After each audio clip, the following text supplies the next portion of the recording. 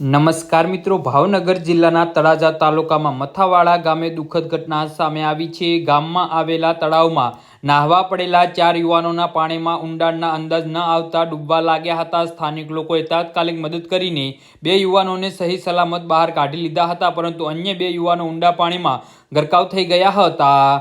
જી હા મિત્રો, અત્યારે હાલના સૌથી મોટા અને દુઃખદ સમાચાર સામે આવી રહ્યા છે। તો મિત્રો, સમાચારમાં વધુ વિગતવાર વાત કરીએ તો મળતી માહિતી અનુસાર યુવાનો ડૂબવા લાગતા તેમને બૂમાબૂમ કરી મૂકી હતી અને અવાજ સાંભળીને દોડી આવેલા સ્થાનિક લોકોમાં ભારે સાહસ દાખવીને 2 યુવાનોને સમયસર પાણીમાંથી બહાર કાઢી તેમનો જીવ બચાવી લીધો હતો। જો કે અન્ય 2 યુવાનો પાણીના ઊંડા ભાગમાં ગરકાવ થઈ જતા સ્થાનિક તરવાયાએ કલાકો સુધી ભારે જહેમત ઉઠાવીને રેસ્ક્યુ ઓપરેશન હાથ ધર્યું હતું। આખરે બંને યુવકોના મૃતદેહ જ બહાર આવ્યા હતા।